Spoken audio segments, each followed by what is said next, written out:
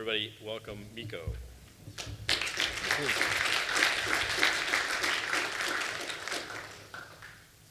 We have, what do we have? We have 6 billion people on this planet, a little bit more than that. And we just went through 3 billion mobile phones on the planet 2 weeks ago or so. So 6 billion people, 3 billion mobile phones. And of course, the number keeps rising. However, I'm pretty confident that although the number keeps rising, there are limits to how high it can rise. I think we will never go through the 4 billion mark. And I base my belief on a fact I was told, which is that out of those 6 billion people we have on this planet, roughly 4 billion of them use a toothbrush. So if you're not using a toothbrush, you're probably not going to be buying a phone anyway. But it does make you wonder about just how widespread these things are and just what does it mean to us. Now, like Gary said, I've been working with malware and computer security and worms and viruses and trojans and bots and all that stuff for quite a while. When I started, computer viruses looked like this. Remember these? Yeah, floppy disks. Boot sector viruses. Viruses like Form, and Stoned, and Yoshi, spreading from one computer to another when people traveled. Because the only way to get one of these spread from one machine to another was to take a floppy and drive or fly. There was no network spreading mechanisms on the early things. But of course, we saw huge transformations in how these things replicate, what kind of platforms they target, and possibly the biggest change, who writes them. Because as you know, the enemy pretty much changed a couple of years ago from the hobbyists to the professionals who write viruses to make money. And we're pretty much seeing all of those developments happen all over again on these mobile platforms. Now, we've been looking at the mobile platforms for quite a while. Probably the biggest reason, not the only reason, but I'm sure it had something to do with the fact that our headquarters, which are in Helsinki, Finland, are like 2 miles away from the headquarters of Nokia, which of course means that we've always been fairly interested in what's happening in the mobile space. So we started looking into these things seriously already in 1999. We've been spending time trying to figure out what the threats will look like and get ready for them when they appear. And when we saw the first mobile phone viruses 3 years ago, a little bit over than 3 years ago, we've been building solutions for the problems as well, working very closely with the mobile system, mobile phone manufacturers, mobile operators, manufacturers of mobile operating systems, and so on. But just to put us on the map, F-Secure, we make our money from selling antivirus solutions, mostly for Windows and Linux platforms. Of course, Linux, coming from Finland. I remember Linus Torvalds used to bicycle by my window every morning on his way to Helsinki University when he was still living in Finland. But of course, Linux has become very international nowadays, so it's no longer one-man show as it used to be in the good old days. Most of our money is coming from selling our solutions through ISPs, mostly Windows solutions. So they are not typically labeled with F-Secure brand, but some ISP's brand. That's why you probably don't see us, especially here in the USA, with our own brand as much as we actually have market share. But I was wanting to show a couple of photos from our operations. This is from our virus lab in Helsinki. We run a couple of virus labs in different parts of the world, and we operate in shifts, of course. So there's always a lab operational somewhere in the world. And when we talk about mobile virus analysis, we've built our systems around the basic systems or basic mechanisms we've been working with on the PC platform for a number of years. So automating everything we can, building graphical tools to assist us looking at code structures and help understand what's going on in there, and replicating automatically everything we can, building automatic systems to collect samples, and then figuring out the needles from the haystacks to figure out what's important, what's not. Just to give you some perspective, our samples that handle incoming, our systems that handle incoming samples at the moment, on average, receive 7,000 new samples every day. And we have to figure out from those samples which ones are the important ones, which ones are real viruses or worms and trojans and bots, and which ones aren't, and so on. This is an example of a system one of the mathematicians we have in our team, a Hungarian guy built, which can basically render any code. It's a static code renderer. You give it a piece of executable, it turns it into graphical representation. The modules are represented in different colored boxes, and the calls between the functions are shown up in lines, which can nicely be used to compare different files if you think they are related to each other.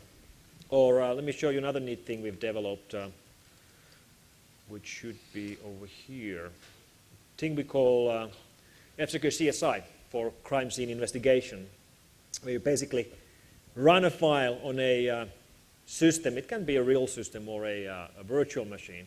And it will basically write down into a large XML file all the changes in the system. And then you can look at the system visually. For example, this shows all the files in the system, all the processes, all the modules, all the launch points, and so on.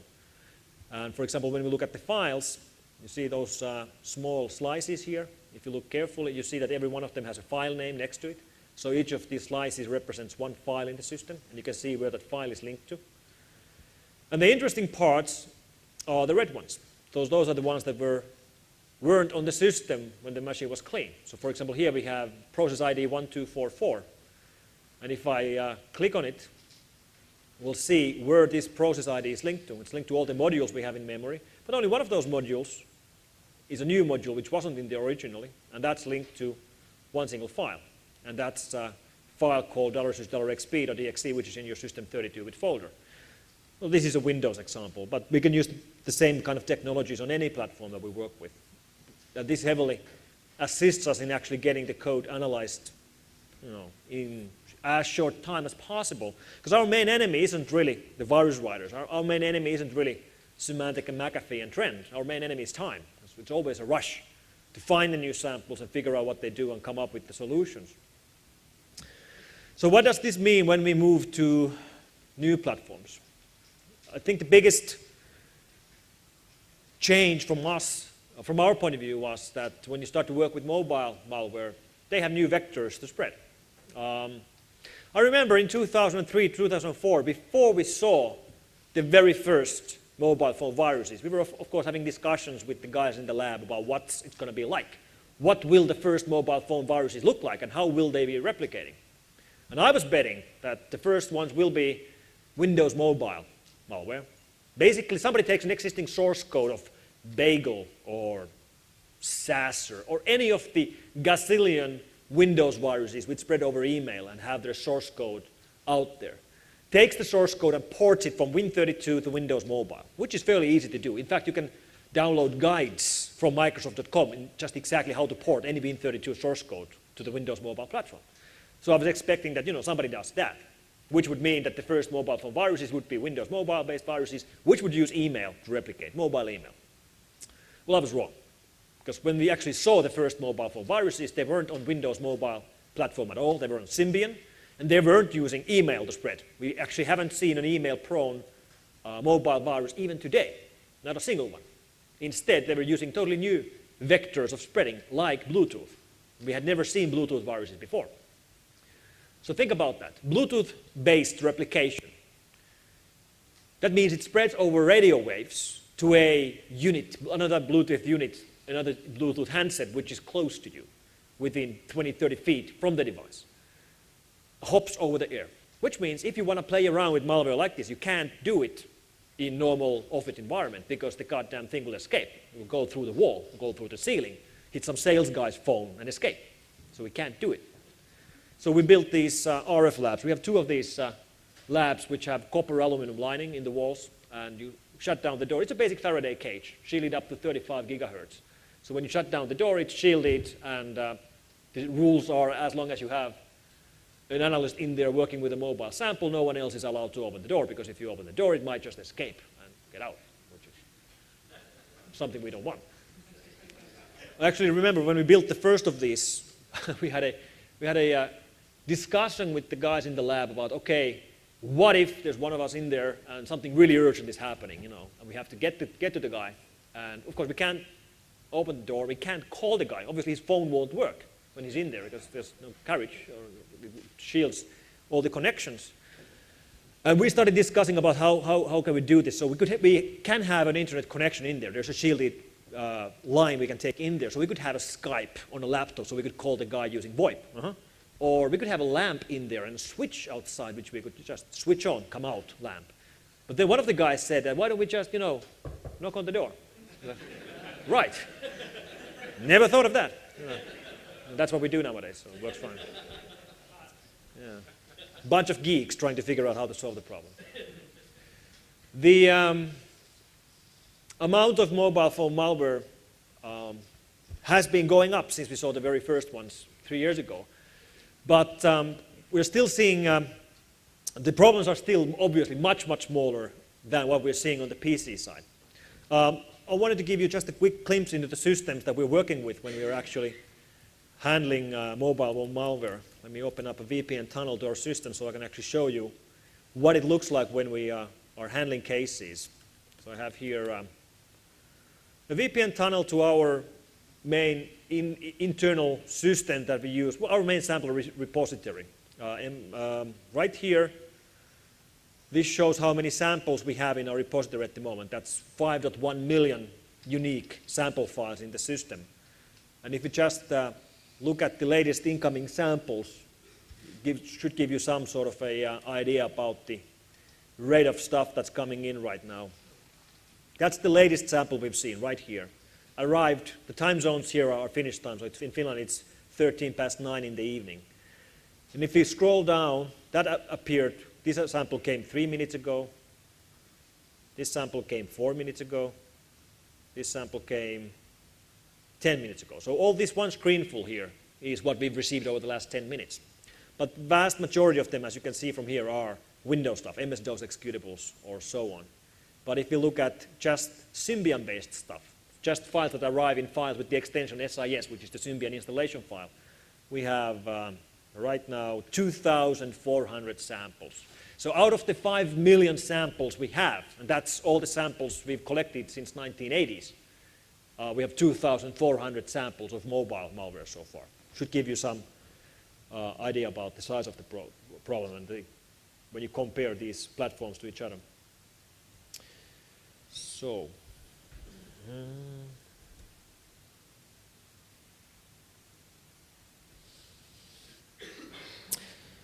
mobile phone malware is still seen with a bit of skepticism with people. There are still people who don't believe the whole problem exists at all, or that it might exist, but it's definitely not a real-world problem. Nobody certainly ever gets infected by these things in the real world.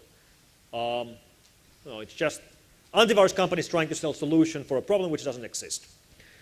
Well, it's not like that. This thing actually is out there. It might be a bit hard to see it from here because there are quite huge differences worldwide looking at how big the problems are. But they definitely are out there. Case in point, here's my phone. That's the phone I'm running as my own personal phone. It's a Symbian phone running Symbian Series 60 3rd edition, or actually 3.1 as the operating system. Obviously has Bluetooth. I have Bluetooth enabled and visible all the time. Of course, I have an antivirus also on my phone, so it's okay. And so far, I've received, or somebody has attempted to infect me over Bluetooth 4 times. Twice in Finland, once in London, once in Sweden. So these things are going around. The total count of mobile phone malware right now is 372 different viruses or Trojans for the different mobile phone platforms. We claim that there has already been tens of thousands of infected handsets worldwide. We have confirmed reports of the 2 most widespread mobile phone viruses, Kabir and ComWarrior, from over 30 different countries. We work closely with several different mobile phone operators in different countries. And we keep hearing these numbers from the operators themselves who see exactly what's going on. Especially they see, for example, MMS traffic, the multimedia message traffic, which always goes through the operator. One operator said 5% of all of their MMS traffic is not being sent by people. It's not like photos people take with their phones and send to another phone or send to email. No, 5% is being sent by viruses, not by people at all. One operator with 14 million customers said that they've seen very close to 500,000 infected MMS messages so far. Largest amount of infected messages sent by one single handset was over 3,000 messages. And you can start to do the math. I don't know how much an MMS message would cost under a typical operator here in USA, but let's say it would cost, I don't know, half a dollar, 50 cents. You send 3,500 MMS messages, it's going to cost you real money, quite a bit of it too. However, we've also seen cases where customers have complained to the operators after getting these thousands of dollars or thousands of euros of phone bills because of an infection, and operators have refunded, given the money back, at least in some of the cases. And of course, that's a problem for the operators, because they don't want to be having problems like this. So what do you need in order to have malware problems on any platform? You need the three basic things. There has to be enough functionality on the device for it to be infected, which nicely explains why we are, for example, not seeing problems on the old non-smartphones, old school phones where you can't install your own programs. Can't run your own code, no problems. We've seen some very isolated security issues on some of the early Bluetooth phones, which were totally proprietary, but we haven't really seen viruses. We probably never will. So this is a smartphone issue. You have to have enough connectivity. There has to be a method of the malware to replicate or to spread from one device to another. And it can be Bluetooth, can be memory cards, it can be multimedia messages, SMS, email, peer-to-peer, whatever, as long as it can be used to gain connectivity between the devices. And you have to have enough of the devices for this to become an interesting target for the attackers. If there's like 10 devices, nobody's going to attack them. Or, well, somebody might, but it's much more likely to have widespread attacks for something which has lots of users. And smartphones definitely have the user base out there. There are much more phones on this planet than computers. Smartphones, not there yet, but they're gaining ground very fast. And look at things like, well, you might have heard that a new smartphone was launched in the United States a couple of months ago, or a couple of weeks ago. So, you know, these things are picking up speed, even in new market areas. I'll talk about iPhone a little bit more in a moment. But my point about the markets being very different in different parts of the world is the main reason why people keep reporting real-world problems at totally different rates from different parts of the world. So if we just split the world to three, we have the Americas, North and South America, we have Europe, Middle East, and Asia, and then we have Asia Pacific. There's a huge amount of differences in the amount of reports we get, and obviously there's a huge difference in the markets themselves. And I digged up some statistics from market analyst Canalys that I'm showing here with their permission about the mobile markets, smartphone mobile markets. And these are the figures from Q1 2007, brand new markets. That's the amount of smartphones being shipped worldwide during the first 3 months of 2007. So the dark bars are this year, the lighter ones are last year. This first quarter of this year, 23 million smartphones were shipped worldwide. So there will be 100 million smartphones shipped during 2007. Of those, as you can see, Nokia is by far the largest vendor, followed by Research in Motion, Sharp, Motorola, and Palm. So that's the global statistics. Then let's look at regional statistics. The same numbers, Q1 2007 for Americas, North America and South America. Surprise, surprise. RIM, or Blackberries, by far #1, followed by Palm, shipping mostly Windows mobile-based devices, then Samsung, again shipping BlackBerry lookalikes, and then, and only then, Nokia, which is shipping only Symbian-based smartphones, followed by Motorola. That's USA. Then the same figures for Europe, or Europe, Middle East, and Africa. Nokia, clear leader, and the rest of them are almost insignificant. And then if we compare these two slides, here in Europe, Nokia shipped close to 7 million smartphones. We go back to last slide, Research in Motion shipped 1.5 million. So the amount of smartphones being shipped in Europe is multiple times higher. But it's going to change. Smartphones of all kinds, including iPhones, and including most likely Nokias as well, are going to rise quickly in USA as well. But this largely explains why we keep seeing these different amount of infection reports, because the vast majority of the mobile phone malware out there right now is targeting the most common platform, which is Symbian. But Symbian is not common over here. So we get very few infection reports of mobile phone viruses from the United States. We get tons of them from Europe and Middle East. Then again, we go to other markets. Let's go to Far East. I don't have numbers for Far East, but if you look at Japan, if you look at South Korea, most of their phones are either very locked down Symbian devices where you can't install third-party software at all, or Linux-based smartphones. And we get practically no reports of infections from there at all. Now, this is the operating system split. We can't just directly split these manufacturers to different operating systems because there are vendors like Motorola which ship phones running lots of different operating systems on their smartphone offerings. Nokia is only shipping Symbian-based smartphones, but there are many vendors which have multitude of offerings. So let's just look at Symbian. Here we have again, from the Canalys statistics. Symbian is Series 60, that's the blue bar. Symbian UIQ, that's the small bar in here, and then other Symbian-based phone, the one over here.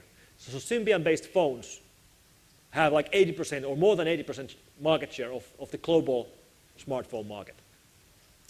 That's where we are, and that's why the situation is very clearly, that's why the malware is targeting Symbian. Which is an interesting point, because if you think about the common theory that on the PC side, all the virus writers are targeting Windows instead of Linux or Mac because Microsoft sucks. Well, obviously that's not the way it works, because then they would also target Windows on the mobile side, and they're not. They're targeting the most common platform. Windows happens to be the most common platform on the PC side, so they get targeted. But they're not really targeted on the mobile side because they are not the king of the hill. Symbian is. So what is this Symbian anyway?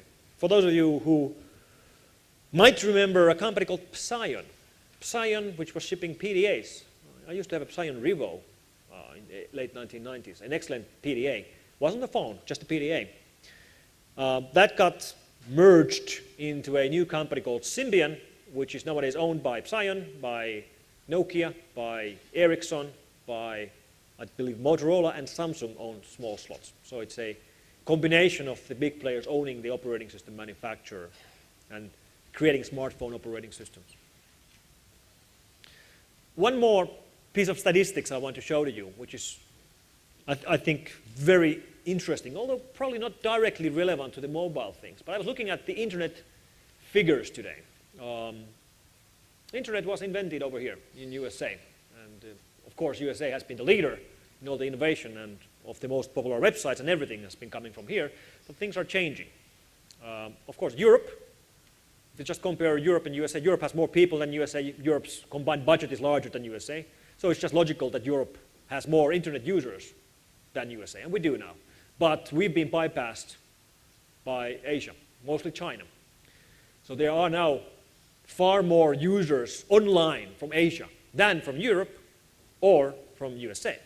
And then when you look at the penetration rate, look at these. Penetration rate of internet in USA is 70%. In Asia, it's only 10%. So in a couple of years, 5 years from now, 10 years from now, internet is going to be mostly Asian, perhaps mostly Chinese. English parts of the internet are going to be largely insignificant. You know, small side note in the whole information superhighway. Think about that. That's the way it's going to be. We're living interesting times, I'm telling you. It also has nice implications for all of us trying to secure the internet. We will have hundreds of millions of computers coming online from Asia over the next 5 to 10 years. Who's going to secure them? How secure will they be? I don't know. Well, I guess we'll all see. So, first mobile phone virus, Kabir, found in June 2004. 3 years later, 372. That's the growth figure based on our in-lab stats on how we've been receiving new malware. So we've seen viruses, we've seen worms, we've seen Trojans, and we've seen spy programs or spy tools. Of course, there are things that we haven't seen. We haven't seen mobile rootkits, which would be interesting, could be done, haven't been done yet. We haven't seen mobile malware which would even try to use exploits or vulnerabilities. They're not trying to exploit the device in any way. They're just relying on the user himself to move the malware on the device somehow and run it, install it somehow. They're not trying to get there automatically. So all this stuff we've seen so far require at least some form of user interaction. I'll show you a couple of examples in a moment. Haven't seen mobile botnets. That will happen. Trust me, mark my words. They will be coming around sooner or later. In fact, if you just think about this, well, let's get back to mobile botnets as well later on. It's an intriguing concept, which it's almost scary to talk about because somebody will eventually pick up on the idea and actually make them. We haven't seen much of for-profit action on the mobile side, which is what we are seeing on the PC side, of course, as you very well know. Let me illustrate this to you. This is virus writing gang that used to be known as 29A. This picture was taken either in 2000 or 2001, apparently in the city of Prague, the capital of the Republic of Czech Republic. 29A was one of the last old school virus writing gangs who wrote viruses for fun, for challenge, for interest of their own. And they especially were specializing in writing viruses for new platforms. They wrote the world's first 64-bit virus, world's first Windows NT virus, and so on and so on. The group doesn't exist anymore. They got disbanded a couple of years ago, like most of the old school gangs did, who used to write viruses for fun. And they got replaced by the professionals. And I have here another photo. This photo was taken last November in the city of Balakov. We have here Alexander Petrov on the left, Denis Stepanov in the middle, and Ivan Maksakov on the right. These guys, or actually Ivan Maksakov, the guy in white, wrote a bot that they then distributed by the three of them, infecting roughly 200,000 computers around the world, Windows, PCs. Then they used that botnet to launch distributed denial of service attacks against mostly US and UK web shops. And they were targeting companies that only operated online, which had no real-world operations, which means when your website goes down, your revenues go down to zero as long as your website is down. You can't sell anything. So they would attack with this botnet a website, overload the traffic, keep the site down for a day or two, then contact the management and say, we did it, pay us $20,000 and we'll stop. And if you paid them, they stopped. Later on, they started asking for $40,000 and so on. They kept increasing the amount of money they were asking from these companies. But these guys attacked several hundred online shops and online gambling operators, mostly in USA and UK. In the end, earning over $4 million with their attacks before they were caught. In fact, there were more guys. There were a fourth guy from Russia, from the city of Balakov, which is in the western Russia. And there were 6 money mules operating from Latvia, which used to be part of Russia. And then there was 2 guys from the city, the Republic of Kazakhstan, which of course used to be part of Russia as well. They were never caught. In fact, they were never even looked for. I don't think they broke any laws in Kazakhstan. I don't know, have you seen the movie Borat? But anyway, these guys did it to earn $4 million. These guys did it for fun. For $4 million, for fun. For $4 million, for fun. Spot the difference. That's what we're talking about. That's the change we've seen on the PC side. And it took 20 years from the beginning of the problems before this phenomenon started. And of course, it will happen on the mobile side too. Of course it will. In fact, if you think about it, think about a normal Windows XP workstation. If you want to make money by infecting large amounts of computers, you have to jump into quite a lot of, or through quite a lot of hoops to get it done. Like, think about what these guys did. They infected the machines to build a botnet, to launch denial of service attacks, and then ask for a ransom. And then they have to get the money back to themselves somehow. And that's where they failed, by the way. That's how they were caught, through the money trail, even though they used money mules in the middle. They were, by the way, using Western Union to get the money sent to them. So, anyway, these guys were running quite a complex operation to turn infected computers into money. Why? Because computers do not have a built-in billing system you could just directly exploit. Well, guess what? mobile phones do have a built-in billing system that you can exploit. It's called the mobile phone monthly bill. Every one of us are paying money to make the phone calls or to send the SMS messages. And if you can infect these, you can make phone calls from these. And you can send SMS messages from these, including to premium rate numbers. So it's pretty obvious this is going to be exploited more and more into the future, because it's much easier to make money by infecting phones than by infecting computers. Some more statistics from our labs based on what we've been seeing so far. These are the malware statistics for 2004, 5, 6, and 7. And as you can see, if you just look at this year, the amount of malware on any other platform than Symbian is almost non-existent. And it's definitely not growing. It's very little amount of, surprisingly little activity on the Pocket PC side. The thing I told you just a couple of minutes ago, that I was expecting the first malwares to be ports of existing Win32 malware to Windows Mobile, hasn't happened even today. Nobody's done it. 3 years later, nobody's done it. We haven't seen a single malware which would spread over email. Nobody's done that either. So it's really a Symbian problem. There are a couple of malware running on J2ME, Java, which of course enables it to run on a multitude of platforms. But these are proof of concept stuff, not really out there in the wild. If you recategorize those viruses by type, like what are they? We have viruses, we have Trojans, then we have spyware or spying tools. But vast majority of them are Trojans, just one-hit wonders. You get it on your phone, it does damage or something else, doesn't replicate further, doesn't do anything else. That's the vast majority of the cases. But most of those are pretty insignificant. Most of the actual real-world problems are caused by a handful of mobile phone viruses. So Trojans, what exactly do they do? Well, most of them do damage. And again, this is totally different from what we are seeing on the PC side. Many people are still today worried about PC malware, that a virus will infect my computer, it will delete my files, it will format my hard drive. Well, you know what? That never happens. Yes, that used to be the norm. Yes, that's what the viruses used to do in the 1990s. Today, I don't think we've seen a destructive PC virus for 2 years or 3 years. We just don't. Because there's no, all the viruses today for the PC are being written by guys who want to make money with their viruses, and you don't make money by deleting random people's files. So you just don't do it. But on the mobile side, where it's still done by hobbyists for fun, we see tons of Trojans which do different kinds of damage. So Doom boot prevents the phone from booting again at all. You can't boot up the phone. It will crash in the middle of the boot. Skulls breaks functionality. You can't use the camera. You can't surf the web. You can't start up messaging. Mosquito starts to send SMS messages.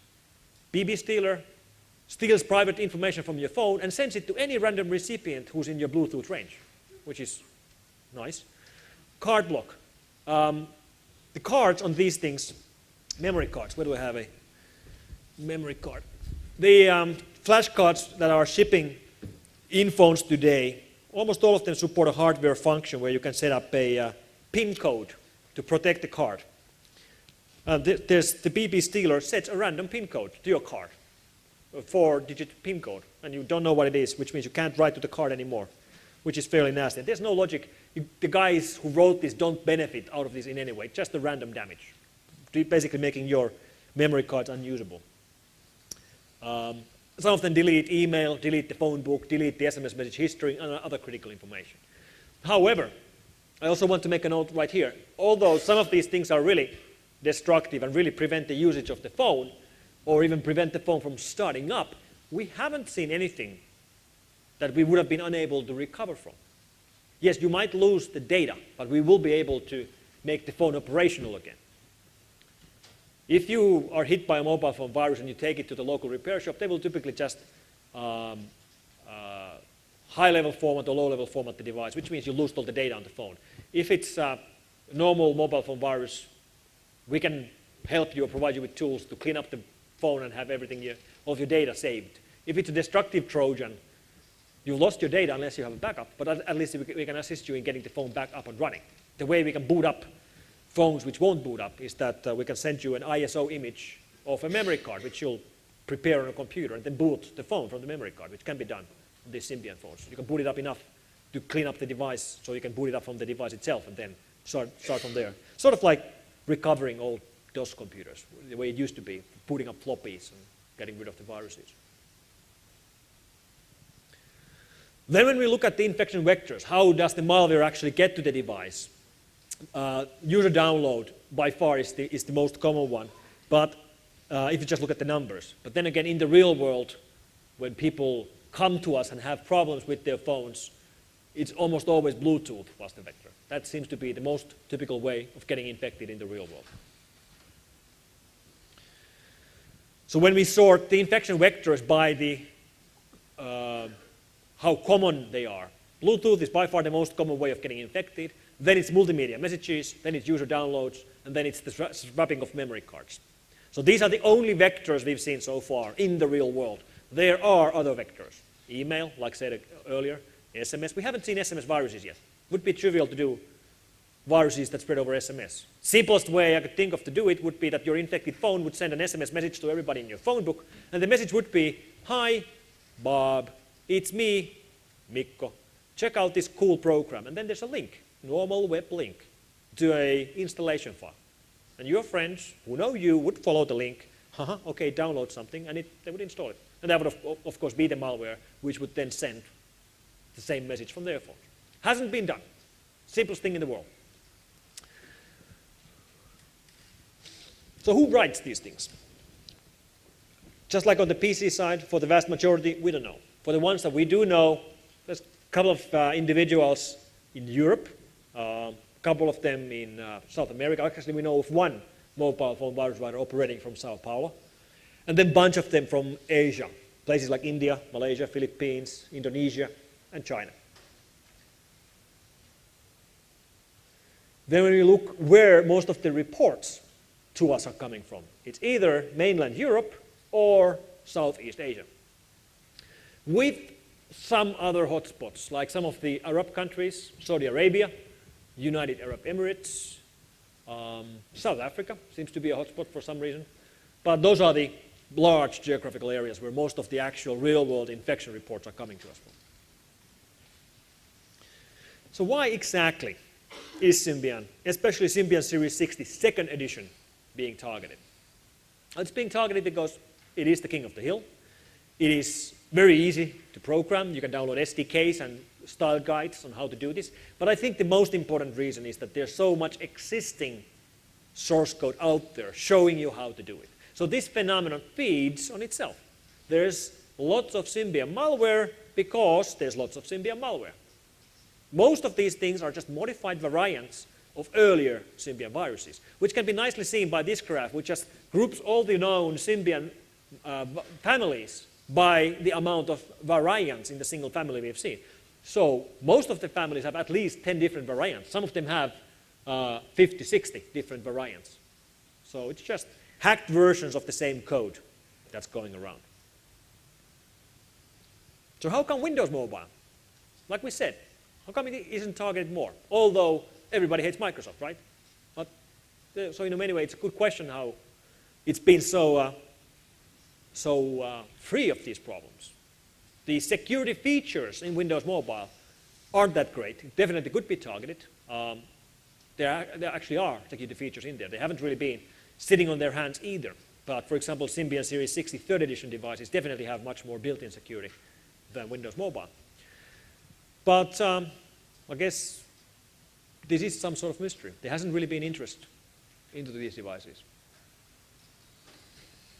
So let's have a look at Kabir, which was found in 2004. Spreads over Bluetooth, which means it only infects devices close to you. And that really means that there's no way for an infected phone, and by the way, it's not infected, it's clean, it's safe, you don't have to go.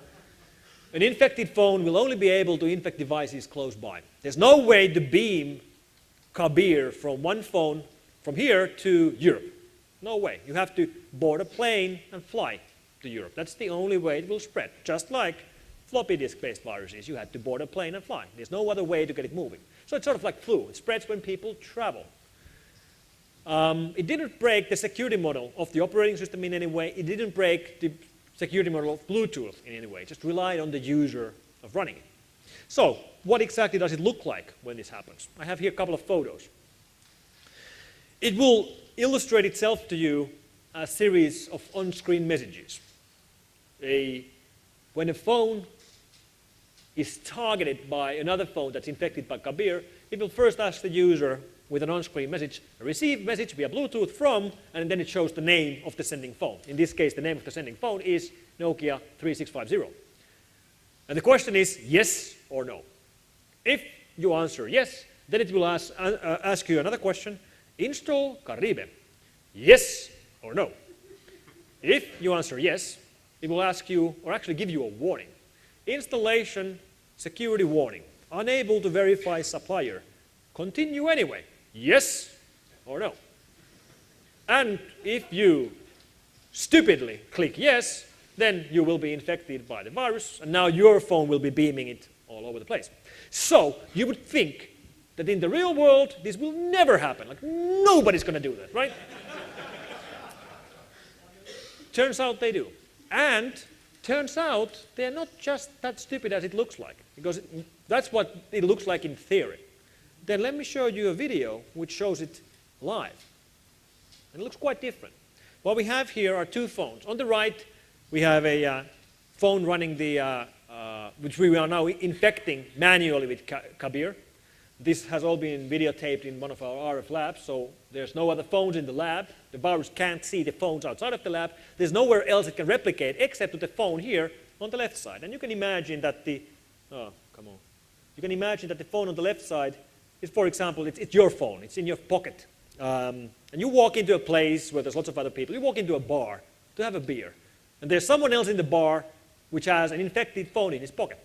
You walk within the range of that infected phone, so it's going to see your phone, and it tries to start the beam, the virus from his pocket to your pocket. All right? You get the picture. Now, it will show itself to you in your phone's on-screen message, like we saw from the photo I showed to you. So you will get a message like this, saying, receive message via Bluetooth from, and the name of the sending phone. The problem is that you're in a bar. Your phone is in your pocket. You're having a beer. When this appears on screen, your phone is not ringing, it's not vibrating, it just asks this on screen. So you're not going to know this. You're having your beer. It will keep asking this question in your pocket for 10 minutes. Then you remember that you were supposed to call your wife. So you pick up the phone from your pocket and you start to punch in the numbers only to realize that you can't. It won't accept the number. That's a modal dialogue. You have to answer the question. There's no way to ignore the question. You can't call out. You can't go to the menu. You can't switch off the Bluetooth. You could, remove the battery, but then you can't make the phone call either, right? So you pretty much have to answer the question. You can't ignore it. Okay, so what is the question? Receive message via Bluetooth from Nokia 6630. Well, most people wouldn't understand what the heck this is all about anyway. But, they don't want any files, or they don't want any whatever Bluetooth, so they're going to click the no button. But when they go and actually click into the no button, the virus from the other phone will send itself again. It will send itself again. It will send itself again. It will send itself again. So to the end user, it looks like that, the no button doesn't work. Right? And they still have to make the phone call. They want to make the phone call, and the goddamn phone won't work. And this stupid thing. So, of course, they will click the only other option they have, which is yes. So it sort of makes sense. It doesn't make any sense when you think about it in theory. Then you look at it in practice. And this is the reason why people are actually getting Bluetooth viruses in the real world. It's a user interface issue. That's why it's happening. When you click yes, then you end up with an infected phone, and now you are beaming the virus to everybody around you. So, what should you have done instead? Anybody? Turn the phone off? Sure, you can turn the phone off or remove the battery. You can do that, but then you can't make the phone call. Yes? You can't disable Bluetooth. You can't get to the menu. Get a Microsoft phone. Very good. Any other? Walk out of the bar. Exactly.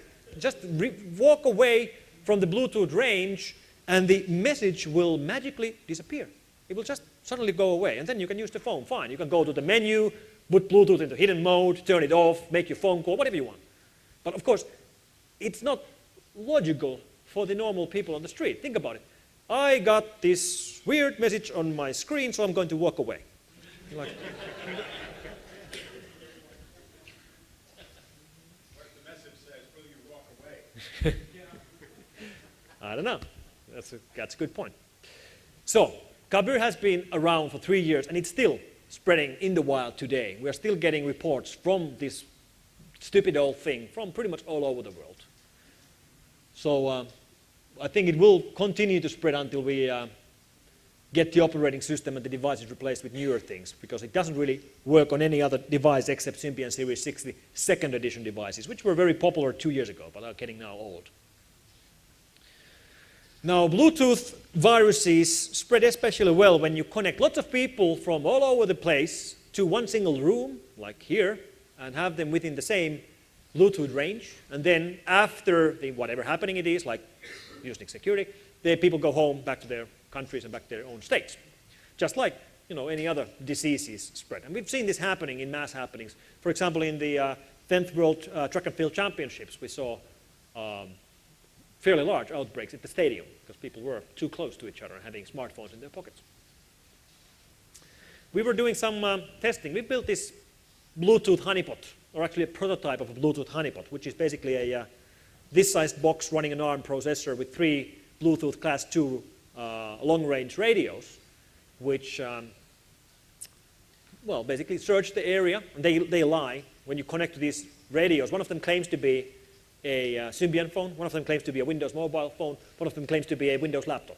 And then they will accept all OBEX FTP file transfers sent to them, and we've ported our antivirus scanning engine from the mobile phone handsets to this device, so we can actually scan for viruses on the handset, on the box itself. And this is a photo taken from the CeBIT fair, which is the largest IT fair in the world by far, in Hanover in Germany every year. Last year we were having, inside this table right here, we had this small box scanning the area for the duration of the fair. It has a web server running on it, so you can actually connect to the honeypot and have real-time stats on how many devices it sees and how many viruses have been beamed to it. And during that fair, we saw 25,300 unique Bluetooth devices. That's 25,000 devices which had Bluetooth, had it enabled, and had it visible, and walked by our booth. That's pretty incredible. That's pretty amazing. Last year, Bluetooth SIG said that there were around 100 million Bluetooth devices shipped by the vendors. So these things are very, very popular. Let me show you an example of the Trojans on these mobile phone devices.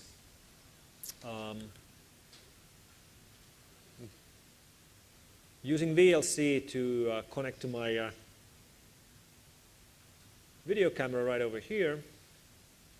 Let's get interlaced like that. So now, yeah, you can see me now. Well, what I have here on the table is a bunch of different smartphones. Here's a Nokia E70, which is running Symbian Series 60, third edition. Here's an older smartphone, Nokia 6830, running Symbian Series 60, second edition. Here's a, what do you call this, iPhone, which is it's really complex to use. Yeah, here we go. And here's coolest of them all. This is a Nokia E90. This is actually my own personal phone. I have this and a iPhone, and I prefer this by far to the iPhone. It's much more responsive, much faster, much more memory. It has 8 gigs. And works like a charm. Has a GPS, has Wi-Fi, has 3G, stereo Bluetooth, lots of memory. What could I have? Has a torrent client. Seriously, right here. You see that? SimTorrent. So, yeah, I'm feeding torrents right now. And it has a very nice screen. I think it's 800 by 352. I should be able to show you some nice example of what this device can do. That's 800 by 352 running 30 frames a second.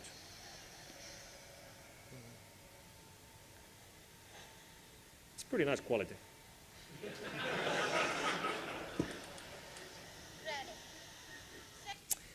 Yeah, now what we're going to do is take this 6830 and have a look at what a mobile phone Trojan looks like. Now, I'm not going to do anything over Bluetooth for obvious reasons, but what we're going to do is we're going to try Skulls Trojan, which is one of the Trojans that spread over memory cards. Now, here we have a multimedia card, 64 megabyte card, which has been taken from a phone which has been infected previously with the Skulls Trojan. And what we're going to do is that I'm simply going to open up the memory card slot of this device, and I'm going to insert the infected memory card into this phone. And that's all I'm going to do. I'm not going to click anywhere. I'm not going to accept anything. I'm not going to do anything else. We'll just wait around 10 seconds from the inserting of the memory card and look at the icons. Suddenly, they get replaced by these skulls. Well, that's where the Trojan gets the name from. I'm sure you got that already. If we actually try to use the phone after infection, like go to my calendar, won't open. Go and make a phone call, won't open. Go and look at my messages. That works because I had it running before I got infected. But all the other functionality is pretty much killed off by the Trojan as it infects the device. And Skulls is a fairly large family of Trojans. We've seen other versions, like this one here, which shows a full screen skull, which keeps flashing on screen and eats up the battery very quickly. But these are just examples of these stupid teenagers writing stupid mobile malware for no higher reason or for no logical reason at all. I'm sure they find it hilarious. That even lists the nicknames of the guys who wrote the Trojan. These guys are from Philippines. The most advanced malware we've seen has got to be the ComWarrior virus, which is written by a Russian programmer, goes by the nickname of Elodor. This one is fairly clever. For example, it watches the local time and replicates differently during different times of the day. From 8 o'clock in the morning until midnight, it will spread over Bluetooth, trying to beam itself to any other device close by, because that's the daytime. That's when you're walking around and you're close to other phones, right? Then from midnight to 7 a.m., it will spread over MMS. It sends multimedia messages from your phone in your name to anyone else in your phone book, to your friends and family, who will see the messages coming from you. And there's a message which says, hi, check out this cool program, and there's an attachment, which is the virus itself, just like email viruses do on the PC side. That leaves, the reason why it does this in the middle of the night is that there's no way for the virus to distinguish the numbers in your phone book, like which ones are mobile phones, which ones are landline numbers. And when you send a MMS message to a landline number, it bounces back, showing an on-screen message in most phones. So that's why it does it in the middle of the night. You're sleeping, so you won't see the error messages. And that leaves 1 hour from 7 a.m. to 8 a.m., and the virus spends that hour cleaning up the logs. It removes everything from the logs to make sure you don't detect that this has been going on. So it's fairly clever in what it does. It also contains this otmobavhet message in the code, which is Russian, means no to brain dead, something like that. We don't really know who wrote this either, but it's definitely from Russia. And this is fairly quick in scanning devices to infect. Here's another video clip we did in our lab. Here we have 5 Symbian phones on the table. We're going to infect the phone here in the upper side. Look at the displays. Start scanning for phones, plop, plop, plop, plop, plop. That's how fast it finds devices to be infected. Now, of course, they aren't infected yet. The user still has to accept the connection, but it's pretty effective. These things have enough processing power to scan large amounts of devices. Card Trap, that's a Symbian Trojan, which also tries to infect your Windows laptop or Windows desktop at the same time. The way it does this, that when your phone gets infected, it will actually drop 2 exe files, Windows exe files, to your memory card. And I suppose the logic is that, people who understand something about these things, if they would realize they have a phone virus, it would be pretty logical that, okay, the virus is probably on the memory card. Let's take the memory card and put it in a memory card reader and have a look at it, right? Makes sense? Well, when you do that, you will find that it has dropped 2 files on the memory card. All these memory cards, by default, have a folder called system. So it will drop a file called system, which has the icon of a folder. So one of these is the real system folder. One of these is the malware. Which one would you click on? If you click on the wrong one, you get infected. It also drops an auto-run in file, but I have been unable to find any memory card reader with Windows which would actually support auto-run from memory cards. So that's not going to work. But clicking on the wrong folder, yeah, that will work. And as you know, Windows will helpfully hide the extension of known files. So this is really called system.exe, but it doesn't show the exe part. Or actually, I'm not sure. I think this one. One of them. 2 months ago, we found a Symbian Trojan called Viver, or Viver. And this is the first international SMS Trojan which will actually start to send premium rate SMS messages from your phone. So your phone gets infected, it starts to send an SMS message every 5 minutes, and every one of those SMS messages are going to cost you $7. It sends them to a premium rate number which is located at the island of Antigua in the Pacific. And of course the number is owned by the guy who wrote the virus, so he gets the money. You'll notice this by the time you get your next bill, or by the time your prepaid card is suddenly empty. So we will be seeing more of this. This was distributed on a shareware download site for mobile phone games and utilities. It was labeled to be a utility, free utility which will speed up the web browsing on these devices. Sorry? Net compressor, that's the name, yeah. So it claimed to compress the, has a server which will, like a proxy, which will compress the HTML and remove, like zip up the HTML, or remove comments and stuff like that, and downgrade the JPEGs. Well, long explanation about what it will do. It did nothing of that. It just started sending these premium rate messages. So the problems are there. What exactly are the vendors doing? The vendors, surprisingly, are very much awake and doing things. It's not just the manufacturers of the handsets, but also the manufacturers of the operating systems. That's Microsoft and Symbian, largely, as well as the operators who are then closest to the user and see all these problems. Symbian shipped Symbian 9 a year ago, greatly improved in the default security settings, and also introduced the Symbian signed mechanism. Symbian signed, we'll talk about that in a moment, but let me first show to you exactly how the user interface on these phones have been changed. We have here a clip, again shot previously in our RF lab, where we have 2 phones on the table. These are both Symbian Series 60 3rd edition phones, the latest and greatest version of the Symbian smartphone operating system. On the left side, we have a Nokia E60. On the right side, we have Nokia E90. There's roughly a year between these phones. E60 on the left was shipped last summer. E90 on the right was shipped a month ago or 2 months ago. So let me just fast forward a bit. We're going to start, yeah, here we go. We're going to start an infection from a phone you can't see, which is not on screen right now, which is one of the older phones which actually can be infected by Kabir. And it starts to send messages via Bluetooth. E90 on the right is now off, so it won't be receiving these messages. E60 gets them, and it shows up with this on-screen message, just like we saw from the video I showed to you earlier.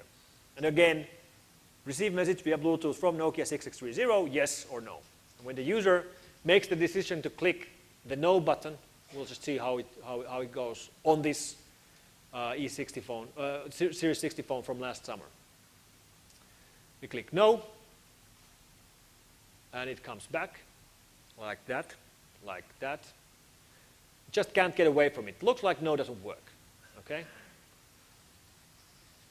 And then we go and try to use the actual keypad, make a phone call. As you see, nothing happens. You press the buttons, nothing comes on screen. Nothing works. We go and press the menu button over there, nothing works. So this is just like what we saw earlier on. Nothing changed in the interface. And this is E60 3rd edition phone. So then let's fast forward to the E90 phone. This is, the operating system actually is Series 60 3rd edition feature pack 1, also known as Symbian 3.1. We press no and it goes away. Ta-da! Finally, it has been changed. Finally, this particular problem has been removed. It remembers it. If you actually look very carefully, you will be able to see that the Bluetooth icon stays there. So there is a connection established between the infected phone and this phone, but it's not asking you again and again and again, and it's not accepting the file transfer. So such a small change, but it really will make a big difference in the real world. So the Symbian signed program that was introduced is a mechanism where Symbian approves everything that's being run on these devices with a quality control program where they actually will review the operations of the program, will approve the manufacturer, will check the background of the manufacturer, will ask you for the specifications of the program, and they will double check it works as specified, and if it's approved, you get it signed. And then depending on what kind of certificate you get access to different capabilities, basically different APIs within the Symbian phone. So even without a certificate, you gain access to basic things. With extended capabilities, you get the things like access power management to make phone calls. And then if it's approved by the actual handset manufacturer, you get access to things like DRM and so on. So we have different levels of functionality. There aren't really users or user-based security models on Symbian phones. It's all based on API access, and this is restricted by the certificates. Introduced 2 years ago, in use today in all the Symbian phones that ship. By default, you will be unable to install third-party software which hasn't been signed. And I'm not aware of any other operating system with millions of users out there. Symbian has more than 100 million users out there, which would do this by default. Like Vista does this by default for drivers. You can't install unsigned drivers, well, unless you play around. But with Symbian, by default, you can't install any software unless it has been signed and approved. This is an option. Operators can set it so that it's always enabled. For example, in my phone, right over here, I have gone into options and disabled it because I want to play around with unsigned software. But by default, like your typical end user who buys such a phone, he wouldn't be able to install unsigned, unapproved software. And that's a pretty big step for any operating system manufacturer to take. Now, in my opinion, the most interesting developments right now are happening on the mobile spyware side. Spyware or spying tools. And these are tools that are installed on the phone and then will spy on the user. Now, we have to underline that these tools by themselves might not be illegal. If they are, well, it depends on where in the world you are and what exactly you're doing with it. For example, it might be perfectly legal for an employee to monitor what the for an employer to monitor what the employees are doing with company-owned phones. I don't know. I'm not a lawyer, don't ask me legal questions, it might be legal. These companies that are manufacturing and selling such tools operate in countries like Thailand, in Italy, there's one in Spain, and they typically market these spying tools that, you know, get this tool to monitor your spouse, monitor your kids, things like that. But of course, you can get these and monitor anybody you want, including for espionage purposes. There's basically two types of these things. Some of them are restricted, so they only run on one single phone. And this basically works so that you would first have to gain access to the phone you want to spy. You have to get the IMEA code, which you can get with a shortcut, or actually you can look at under the battery. It will tell you the unique code of the device. Then you buy the product and it will only work in that device and nowhere else. And then there are spyware which will work on any device. There's no restrictions. And I believe the IMEI check is mostly in there as a form of copy protection and nothing else. Once it's installed, so basically you would do this so that you would lend somebody's phone for a moment and secretly install it and put it back. Or take somebody's phone when he went out to the men's room and install the software and put it back. Once it's installed, it's invisible. The user will not be able to tell that it's running. But it will be recording everything the user does, including, this depends a little bit about what exact spy tool you're running, but they typically steal all the text messages, anything that are in the archives, anything that you're sending, anything that you're receiving. It will steal call information, like who are you calling and who is calling you. How long did you speak? Even recording the call as an MP3 file. Turning on the microphone and recording everything you're doing around the phone. So that doesn't have to be a call underway. Of course, it has a microphone in here. You can just turn it on and listen in to what you're speaking. And recording physical location. Like which country are you in? Which state? Which city? Which block? Which cell tower is the closest to you? can be done and is being done by these spying tools.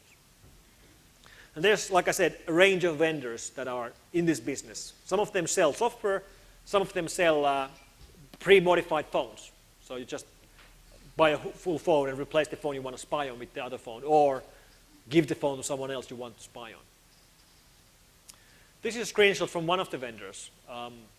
They don't especially like us because our antivirus products detect and block such spying tools. So if we just quote from the screen, this is an instruction page on their page which explains how to remove our antivirus from the phones because it interacts and removes their product.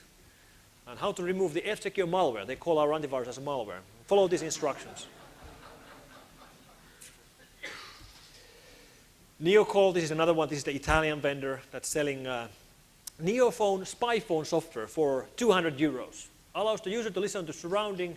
His call is connected without any changes on the display, without any ring, no log, no backcloud or whatsoever.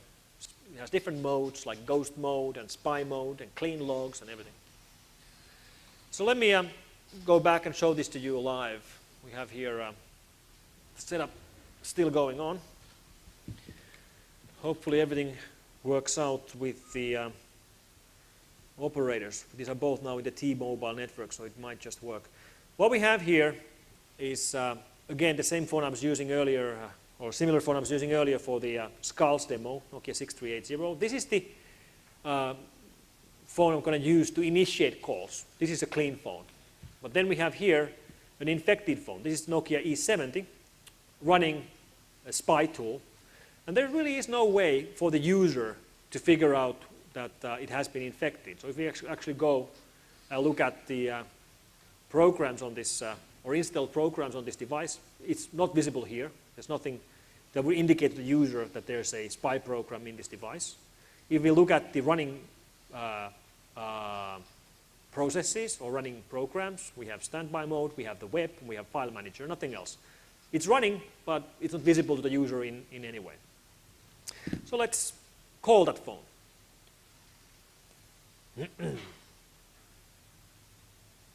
I'm initiating a phone call from this device. Hope it goes through. Well, we are now rerouting or roaming all the way to Finland and back, so it takes a while. All right. Yeah. How are you? Yeah, fine, thanks. Good to hear from you. Yeah, okay, bye-bye. So we had a phone discussion. Let me do something else. Let me go to messaging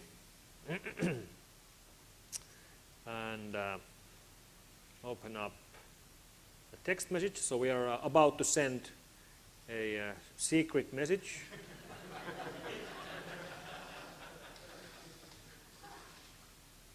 And let's send it to the same phone. And we press, not there, god damn it. Where was I? Okay. And sending text message. Thank you very much. Thank you very many. And with any luck, it will come here.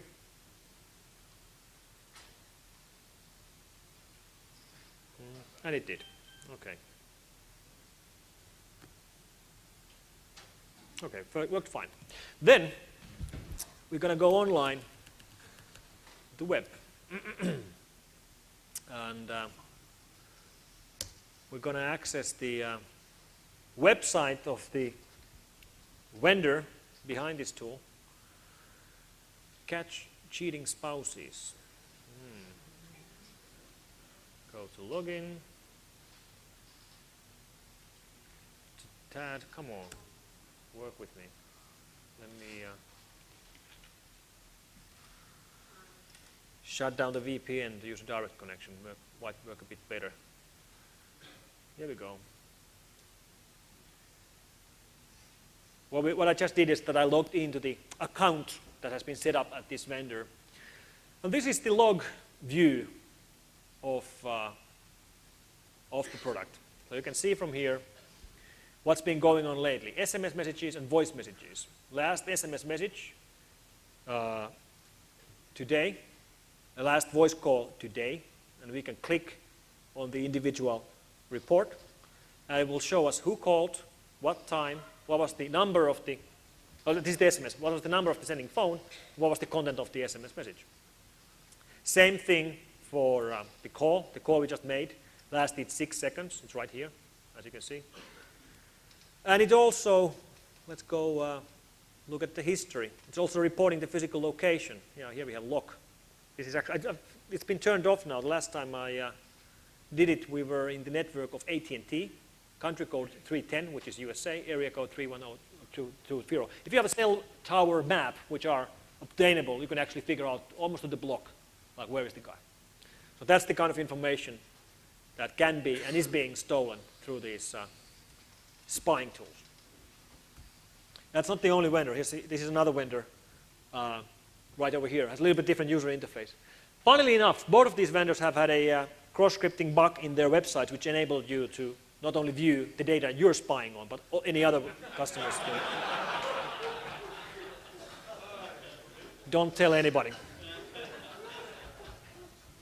Now, if you were paying attention, you might have noticed that the phone that I was spying on was a Nokia E70. This is a S60 third edition phone, which supports Symbian signed, which means you can only run software on this device that has been Symbian signed. So how come I was running a spy tool on it? Well, the reason is that this particular spying tool has been signed by Symbian. It's exactly the nightmare scenario. It's exactly the scenario which wasn't supposed to happen. This was what Symbian signed was supposed to prevent. How on earth did they get it signed? Well, they did it by using social engineering. They submitted the product in the Symbian signed process not under the name of some spy tool. They submitted as Remote Backup Pro. And the specifications were that this is a tool which will remotely make backups of information on the device. And of course, that's what it does, right? Like the phone log and SMSs and all that. So they've worked as specified during the signed testing. That's our best guess. They were testing that it does what it's supposed to do, and it did it. And even the program, if you look at when you're installing it, it will claim that the program is called R Backup Pro. It doesn't say that it's a spy tool. It says it's R Backup Pro.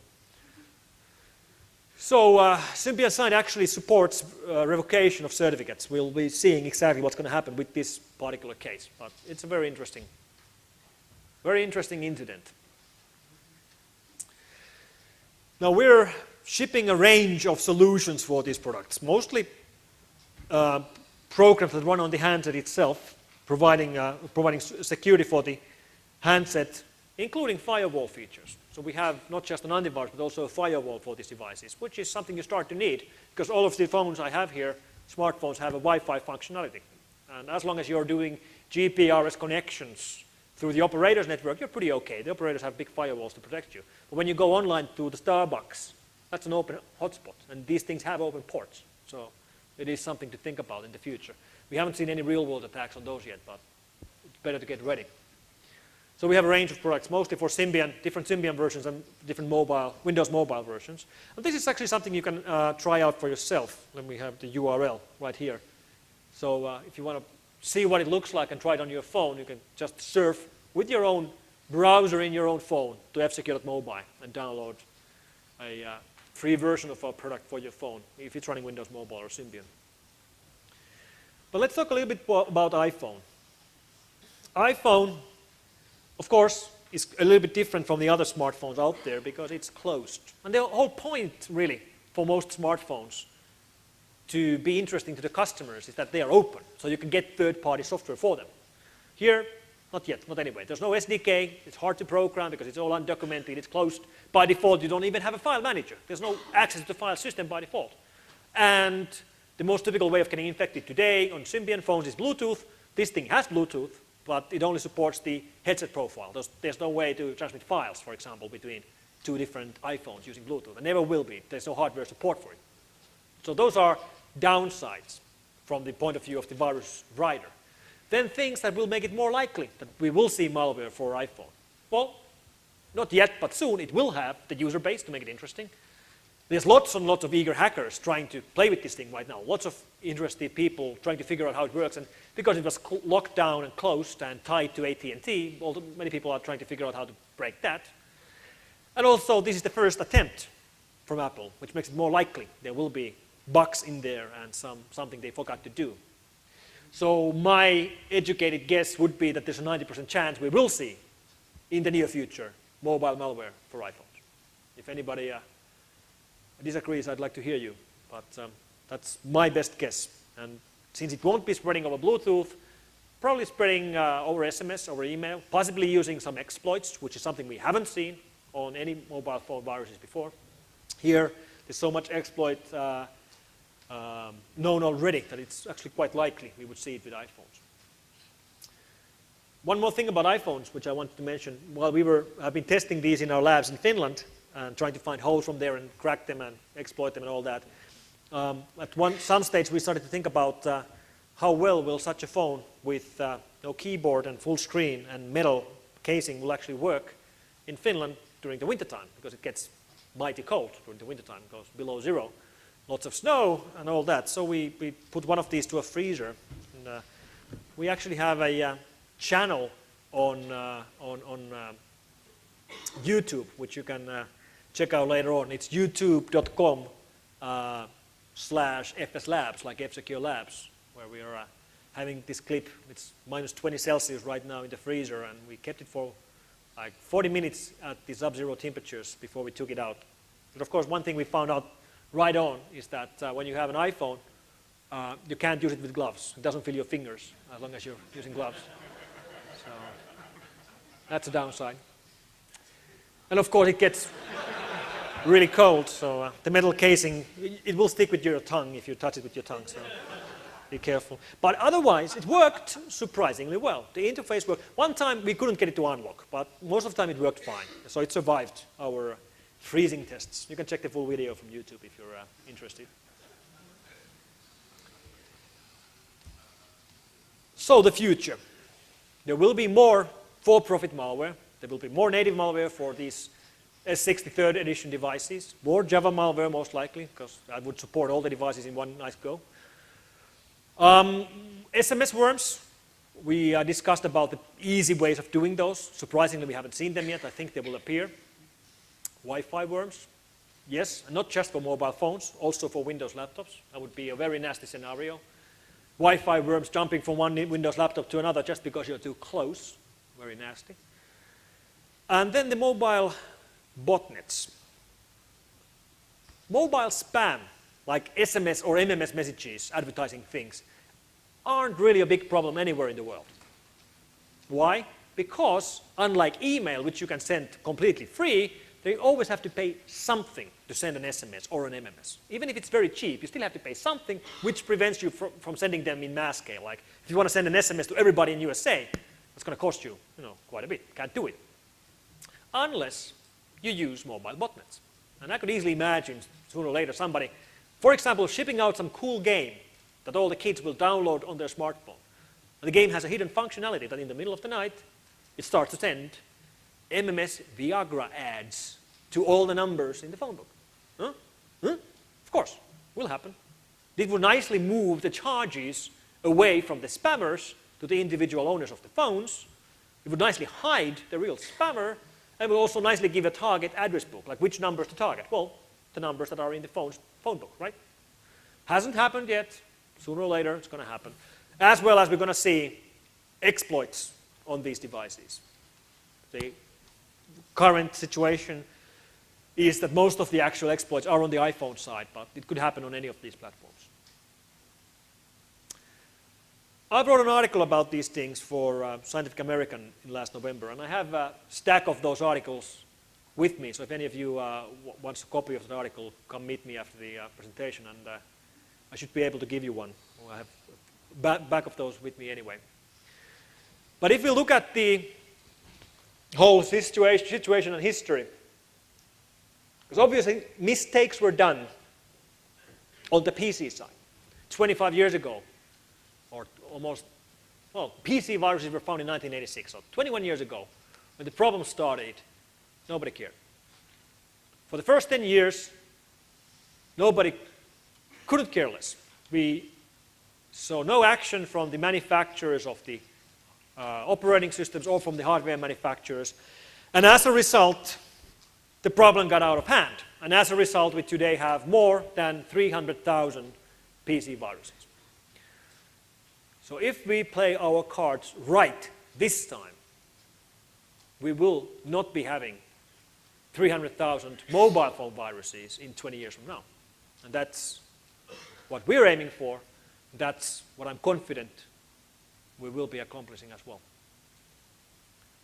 Thank you very much.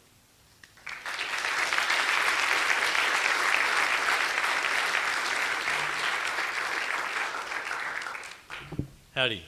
Great Hi. talk. Thanks.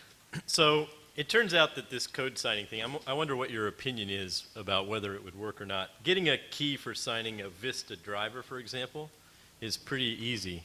You can, and pretty cheap. You can get one in South America for like, you know, less than $100.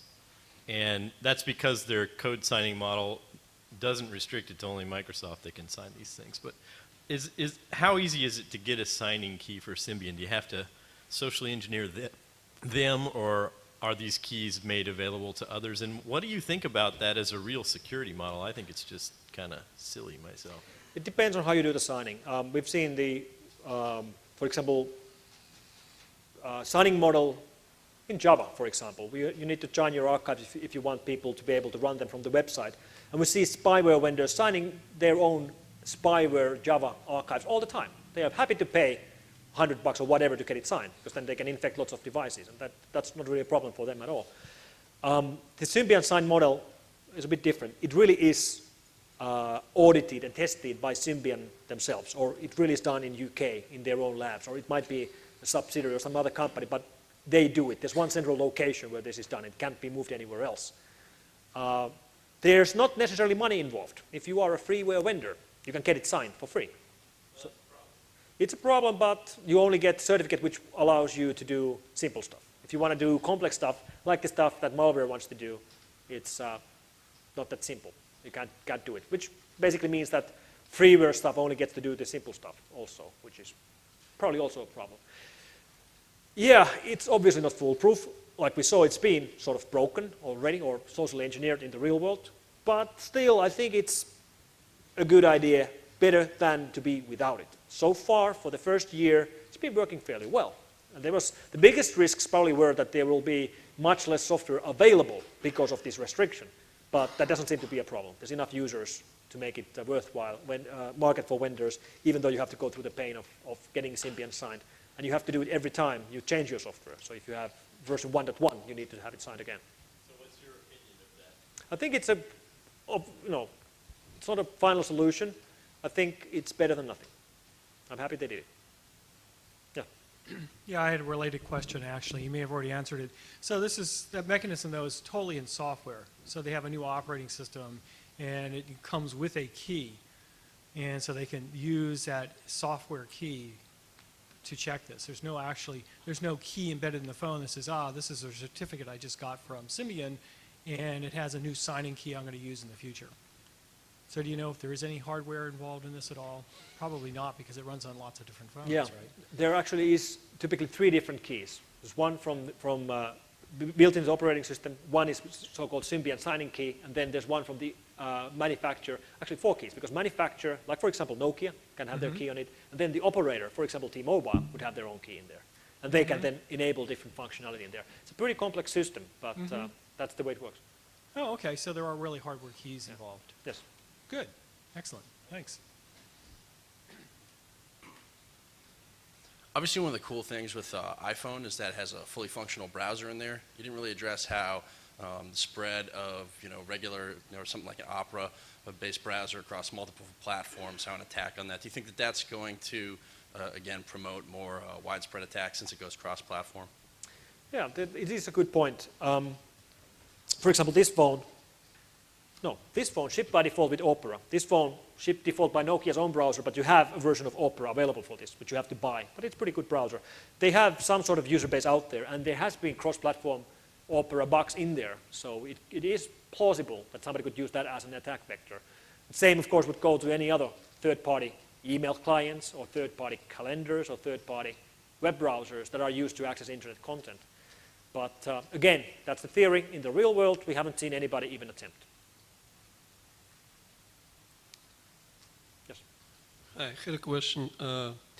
When you analyze samples that you receive for malware, when you analyze and you produce signature, how long does it take? And the next question related is, what's the human involvement with it? Because you showed these nice tools that help you to analyze malware processes and stuff. So what's the human really does? I mean, you finally say, oh, okay, this is a signature or whatever, heuristic rules or something. And the third, let me answer the first two. I'm going to Okay. forget them anyway. The time it takes to handle a case, an hour or two. It's pretty straightforward. That doesn't really take much time. Once we get the sample, it can be handled pretty quickly. It takes longer on mobile than it does on Windows for many reasons. In Windows, we can do it even faster. But and the human involvement, when we analyze Windows-based malware, we can do everything, or almost everything, automized. We can run it in virtual machines and have it replicated in virtual networks and all that. Can't do that on these devices. There are no virtual environments that you could reliably use, for example, to replicate Bluetooth between the different things. So we have to infect real handsets. So we have to have a person with phones to go to the lab and close the door and replicate it. So the human involvement with this is pretty much hands-on. Everything is done by people. So it is a quite different scenario on these than on the traditional malware platforms. so what is it, 1 hour, 2 hours, 30 minutes? An hour or two. Hour? That would bring us detection. When we write full description, it would take a day or two to analyze what it does. It involves reverse engineering. Okay. Thank Right. you. Thanks. I have a question. Are we moving towards closed source in terms of mobile software and not giving user the flexibility to write its own software in this case? Because now we are talking about Linux phones, which are coming out, smartphones. So if we are putting secure signs onto every software we are developing, can we go towards like giving flexibility to the user at all? It's a good question. Well, a good example of closed source would be right here. This is as closed as it gets compared to a device like this, which is pretty much as open as it gets. But when we think about the history of closed source, open source on these smartphones, interestingly, the very first Symbian phone ever shipped was a phone shipped by the Swedish manufacturer Ericsson. Ericsson R380, I believe in 1999, which was a Symbian phone which was closed. So you couldn't install any third-party applications to it, which was really counterintuitive, because the reason to get a Symbian phone is that then you can have third-party software, and this wouldn't run any third-party software. When I spoke with these Ericsson engineers about this decision, interestingly, their take on it was that during their testing, they got scared because Symbian programs at the time could control the radio interface, and one single handset would basically connect to the base stations and cause chaos. And that's why they shut it down, because they were scared. Later on, the radio interface was shielded by these certificates. You can't access it directly anymore, unless you exploit something really nice. But that's from the history of closed source, open source.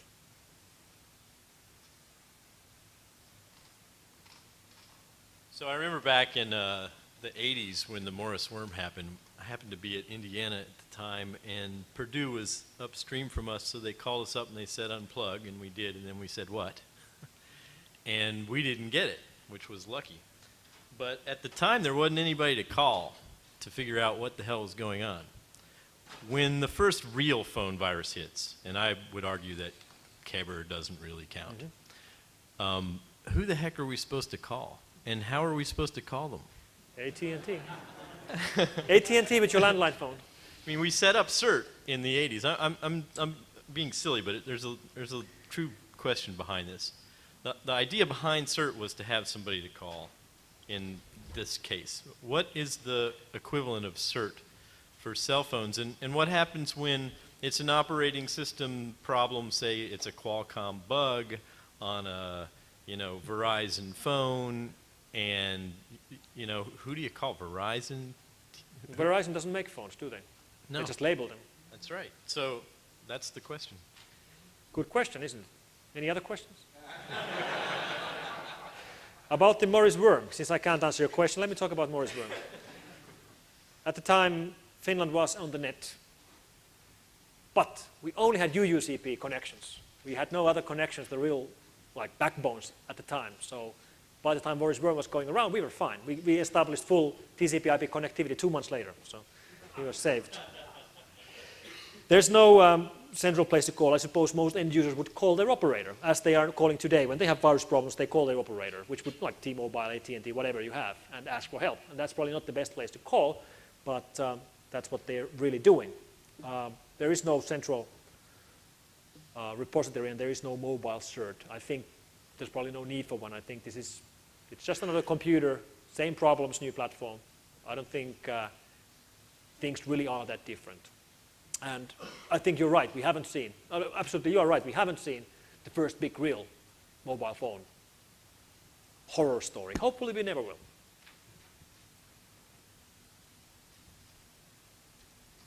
Could you say something about your, or at least prediction of the future, ignoring phone in a sense of something a human holds in their hand, but rather all the other things that might use cellular or Wi-Fi for this kind of, would that are Symbian phones embedded in things? Are there embedded systems that use Symbian phones now?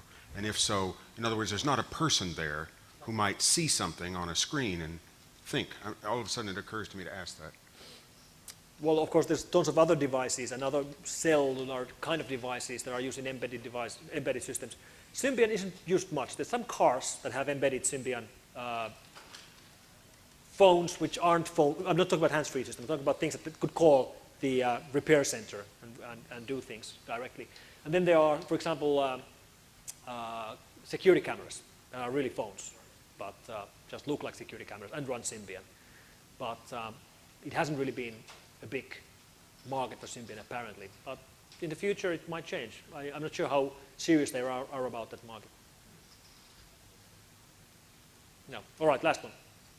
Well, it's more a remark than a question. In my lab, we are running multiple Linux versions on one L4 microkernel on one ARM machine. So this might help support just by dedicating one Linux or one Symbian to the sign software of Symbian and the other version of Linux to, or instance of Linux to a closed platform. So I'm not sure if I understood correctly. Are you talking about having 2 different cores in one phone to do different functions? No, just one core is sufficient, and run 2 different Linuxes on one microkernel. Yeah. And have these 2 versions of Linux separated from each other.